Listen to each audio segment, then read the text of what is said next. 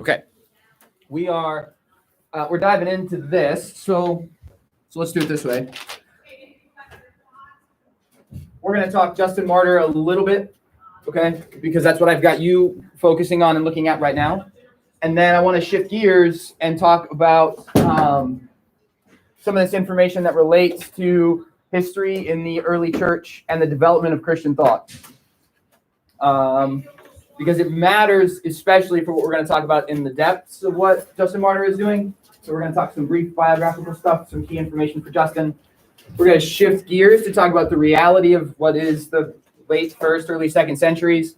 And then we're going to come back to Justin Martyr and what he's doing, saying, teaching, etc. Is that making some semblance of sense to you?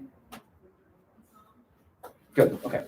So Justin Martyr, give me some information. He studied pagan thought. Correct.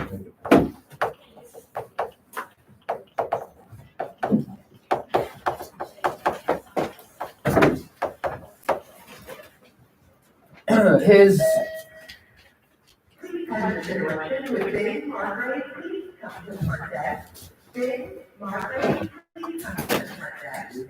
okay. Justin is trained or schooled in philosophy, especially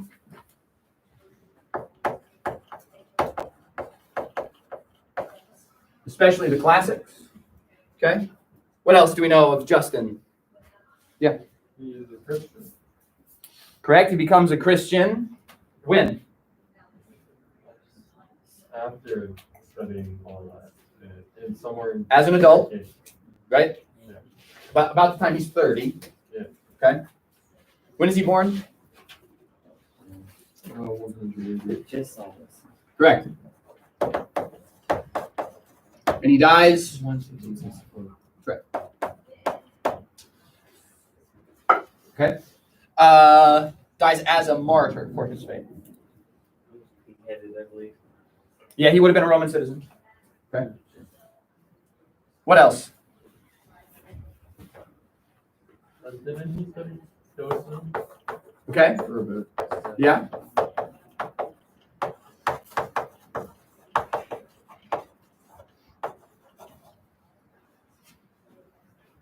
Right. Christian convert at the age of 30. Spends the next 35 years of his life doing what we're going to talk about here in a little bit. Okay. What else?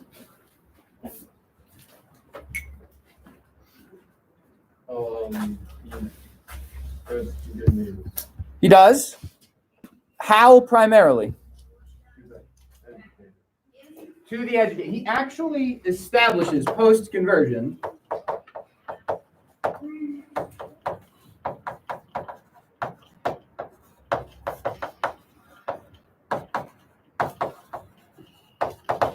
he actually establishes a school in Rome, like the Academy for Plato and Aristotle, right? To teach, train, and educate Christians to be able to handle philosophy and theology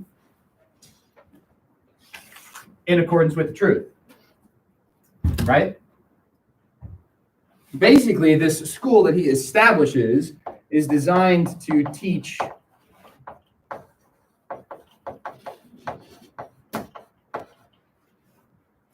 orthodoxy. This is right thinking. Orthodoxy comes from the words for right thinking or right belief or right teaching. Okay? All right. Good. Anything else you want to add to the sort of brief sketch for Justin? Okay.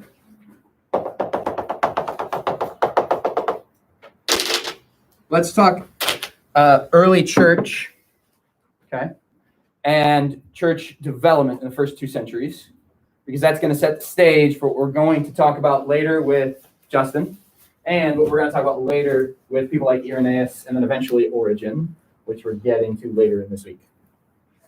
Okay? I'll start throwing stuff at people. Just to keep you on your toes. Not to be like me. To be gentle. Not all here. Ready? Right now. No, kidding. All right, so Justin. All right, let's see. I've got soft stuff. We can throw soft stuff. Yes. Let's see how this goes. Okay.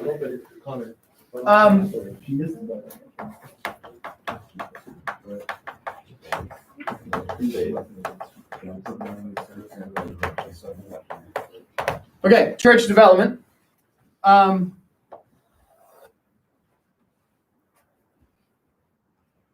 There are some phases of the church in the first 2 centuries that are critically important, okay? So phase 1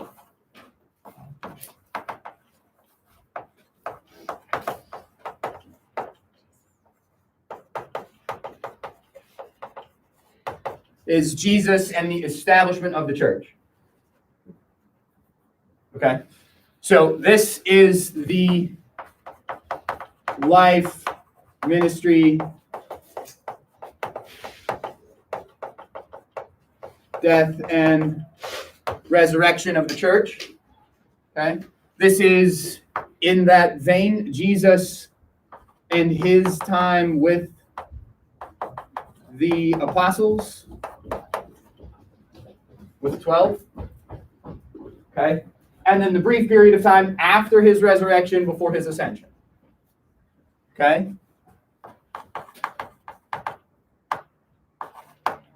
Ooh, spelling. Ascension. 2 S's or SC? Okay, thank you. I have no idea. I haven't done spelling in about 10 years. That's right. It doesn't look right, which means it's probably right. Yeah, Okay, that's right. fair enough. English. Say what? Wasn't it 50 days? Yeah. Well, it's close to that number, yeah. Yeah. So this is all documented for us in the Gospels and the first chapter or so of the book of Acts. Okay? We've got all of this information. We can see it. It's there. It's in front of us. Well, not all of it, but we've got most of it. Okay? You with me so far? The key phrase in all of this with the establishment is when Jesus says to Peter, "On this rock I will build my church." And he's either making reference to Peter as the apostle who will lead the church, or he's making reference to Peter's confession of faith, depending on how you want to parse that out in the text. Making sense? If you're Catholic, he's making reference to Peter directly. If you're Protestant, it's definitely not Peter. Right? Because more than anybody else, Protestants make fun of Peter. It's got something to do with the fact that we're not Catholic. We probably need to make fun of Peter less. We do it anyway. Right? Okay. Good here? All right. I've always liked Peter to be bad at things, and I'm bad at things. So That's fair. I kind of like Peter because sometimes he gets rash and makes dumb decisions. Like, hey, if it's you, I'll come out of this boat. Nobody's identified who that you is. Like, go read that story again when... Oh, yeah, that's fair, too. He's either the best swordsman ever or the worst. Cut off your head. Whoops, I got your ear. What? Moving on. I'm zealous, but only to a point. You're making them more holy. He was doing something. Removed once. Okay, so Well, still hang on. The establishment of the church.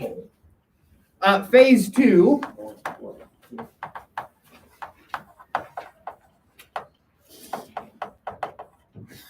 Phase 2 is the age of the apostles. Okay? This phase is primarily concerned with people like Peter and Paul and John, and we're talking about missionary trips.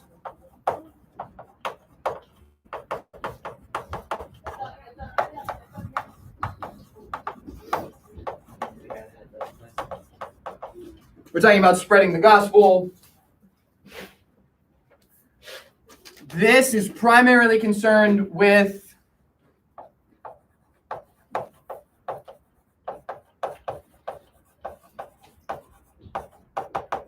making known this Jesus. Okay? There's some theological development in there. There's some clarity in there, like Jesus is God, he's the Son, he's the Savior, he's right. All of that is there. but it's primarily based on what we already know from First Testament texts, and the thrust of what we're doing here is making people aware that this is the truth and the reality. It's not a ton of like, hey, let's define it, figure it all out, and detail it, and it's just hey, look, you got to know, so no. And then he's going to take that and pass it on to somebody else. See, we're awake in here today. See, this is the spread of the gospel in the first century. I'll rescue you. This is the spread of the gospel in the first century. The whole thrust of the first century after Jesus' ascension is we got to make people aware because they got to know. And when I make you aware, you now go ahead and make somebody else aware. Like that. Oh, you didn't even flinch. Right? Are you with me on this? Okay. This is how this is supposed to work. Okay? This is how this is supposed to work. I know, so now you have to know. I know, now you have to know. I know, now you have to know. That's the whole thrust of the age of the apostles. We know, so guess what? Now you get to know. However, as the apostles start to die off, / get, killed off, get martyred, we start to run into a problem. It's good while I have the apostles. Let me do it this way. Sorry, I'm going to give you an upgrade to saint for a second, okay, Casey? Casey's Peter and he's in Rome. Hang on. Casey's Peter and he's in Rome. Okay? Connor's Paul. Upgrade. He's in Rome. Okay? Jack is John. At some point in time in the history of the church, all three of those individuals ended up in the city of Rome. Developing the church, right? Giving guidance and direction, leading that congregation, passing their teaching on, et cetera, et cetera, et cetera. So here's the deal. I'm a citizen. I'm in Rome. I've converted, perhaps like Justin in 130. And I know individuals now who've had contact with these saints, these leaders and pillars of the church, these 12. But I've got questions. I got to figure this out. So where am I going to go? I'm going to go to them. Before Peter and Paul end up executed in the mid-60s, I could actually go to them. Okay, Peter, you got to explain this. I'm a Roman citizen. I'm a Jewish individual. I've grown up with this faith. What is this deal with Jesus? You got to explain it. And it's got to be more than just knowing the person and the miracle stories. You've got to tell me the theology. You've got to demonstrate to me what this justification by faith really looks like. Thank you, Paul.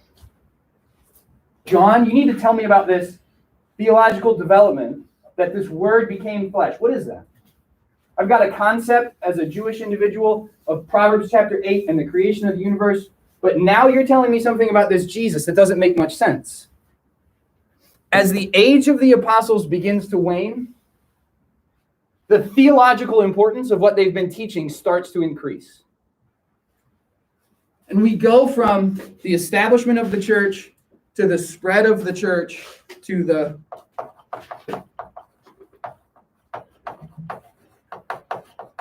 theology of the church.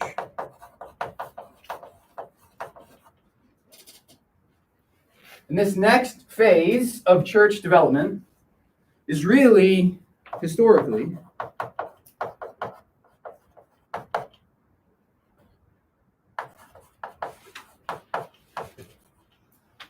like the mid-1st century, 50s and 60s, which, listen, that is the age of the apostles.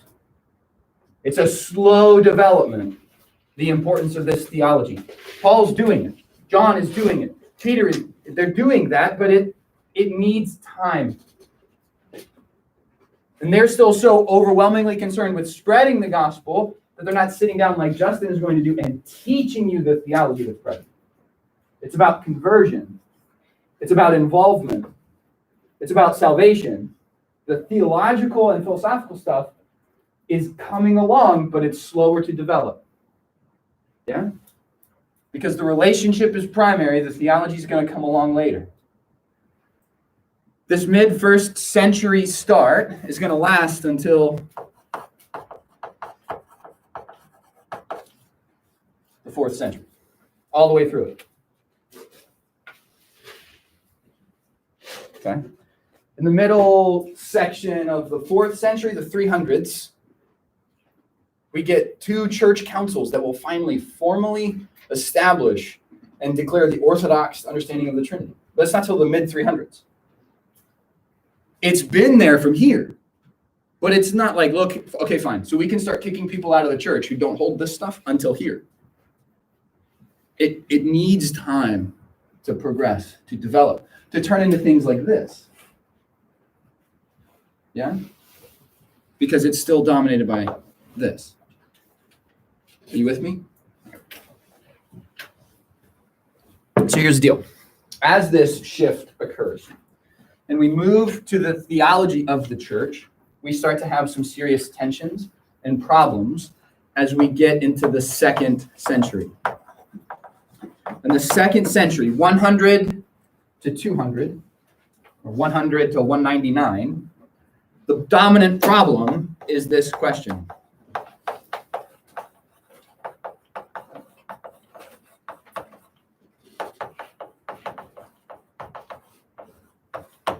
What is orthodoxy versus what is heresy?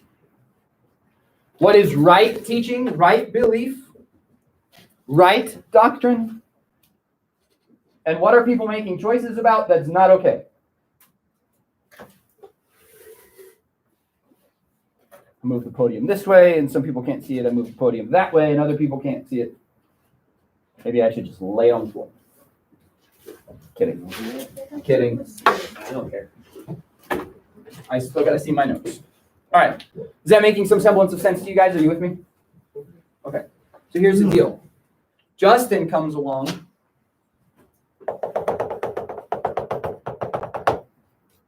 That was beautiful. That made me so happy. Okay. So Justin comes along in this phase. Right? The last of the apostles, John, has died 5 or 10 years before Justin has been born. So Justin comes along in this phase where the dominant question is what is right Christian teaching and what has gone so sideways it's not okay anymore. And he converts in this phase of the church, and he's an intellectual, brilliant. And he starts working on this philosophy and this theology that he's coming to know and love and appreciate. He says this.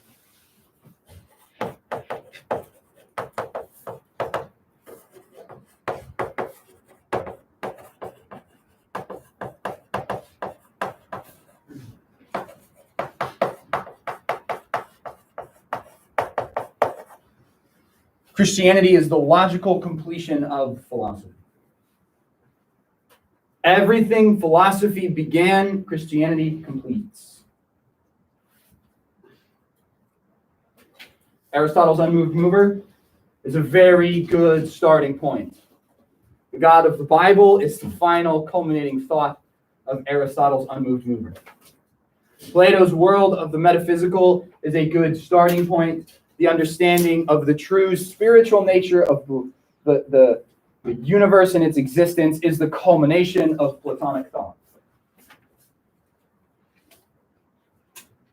It's there.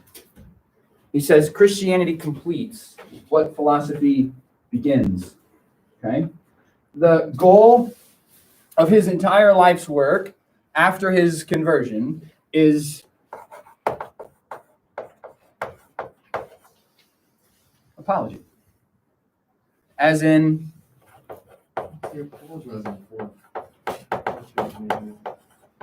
apologetics. He spends the rest of his life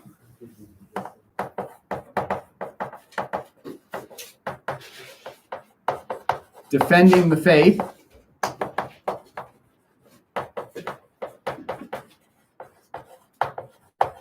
from philosophy.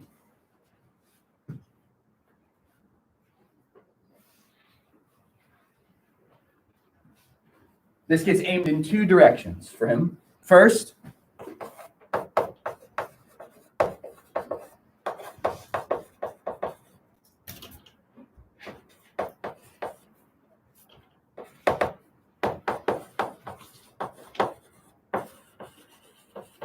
toward the Greco-Roman world, where he insists on the logical continuity of Christian doctrine. He's the first to emphasize the necessity of reason for Christian faith. And that's his biggest thrust toward the Greco-Roman world around him. Okay, anything Greek or Roman. That philosophy is good, but it's not logically complete until you add this Christian teaching and doctrine to it, and now it finds its culmination. That's what he does. On the other hand,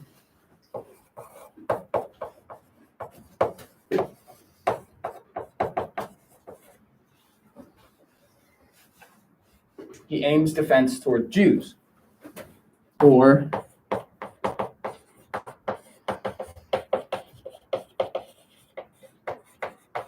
Jewish theology. Really, this is aimed at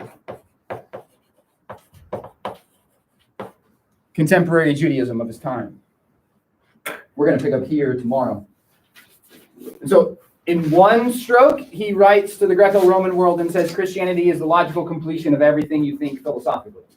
And in another stroke of the pen, he writes to the Jewish world and he says Christianity is the completion and culmination of everything Jewish. Okay? We will pick up here tomorrow with this line of thinking. Here is what is coming your direction. Okay? There are three individuals. We've mentioned two of them so far, and I mentioned a third one this morning. There are three individuals who are critically important in this early phase. Okay? There's a handful of others, but these three sort of rise to the surface in this phase of church history that we need to pay attention to when it comes to orthodoxy and heresy. One is Justin Martyr. We're talking about him. Two is Irenaeus. I have mentioned Irenaeus. And the third is Origen. Origen.